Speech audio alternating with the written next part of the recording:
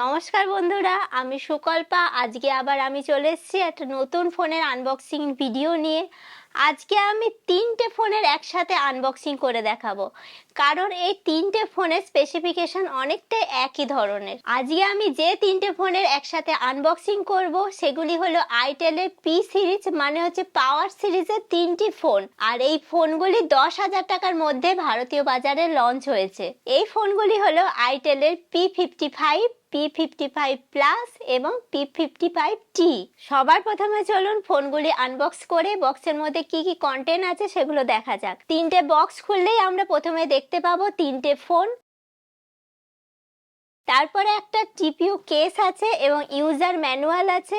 আর পাবেন charger, USB-C কেবল এবং সিম টুল। এই ফোনগুলিতে একবার ফ্রি স্ক্রিন রিপ্লেসমেন্টের অফারও রয়েছে। P55 এবং P55T এর চার্জার হলো 18 ওয়াটের, কিন্তু একমাত্র P55 প্লাসে রয়েছে 45 ওয়াটের ফাস্ট চার্জার। এই হলো তিনটে ফোন। ফোন তিনটি দেখতে কিন্তু অনেকটা একই ধরনের। ফোন তিনটির সামনেই রয়েছে 6.6 ইঞ্চের HD প্লাস ডিসপ্লে এবং সঙ্গে আছে 5 ছল ক্যামেরা। ব্যাক সাইড থেকে P55 এবং P55T দেখতে অনেকটা কিন্তু একই রকমের। P55 প্লাস এর পিছনের দিকটা কিন্তু খুবই সুন্দর। এর পিছনটা ভেগান লেদারে এবং স্টিচ প্যাটার্নের অনেকটা রয়েছে। এই বাজেটে আমার দেখা সবথেকে সুন্দর ফোন লেগেছে P55 প্লাস। এই তিনটে ফোনের প্রসেসর কিন্তু একই, ইউনিসক T606। এই বাজেটে বেশ ভালোই পারফর্ম করে। রেগুলার টাস্ক যেমন কলিং, ফেসবুক, ইউটিউব, হোয়াটসঅ্যাপ এগুলো খুব ভালোভাবে ইউজ করতে পারবেন।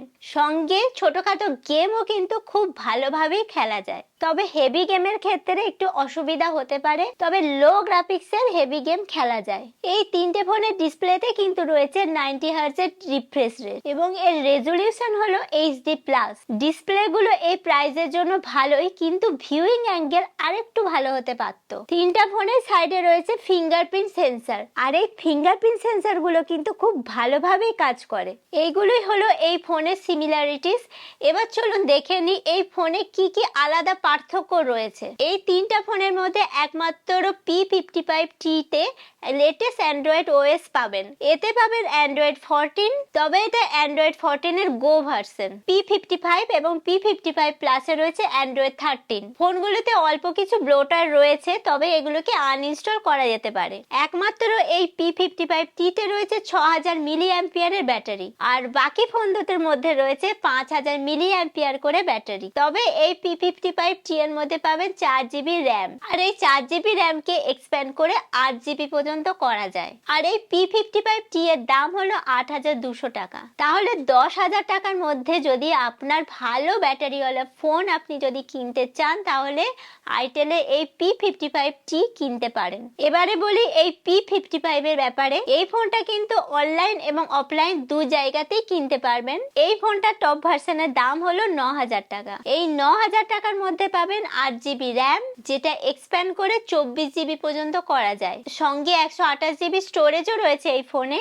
যদি এই বাজেটে আপনার বেশি র্যামের প্রয়োজন হয়, তাহলে এই তিনটা ফোনের মধ্যে আইটেল P55 টা কিনতে পারেন।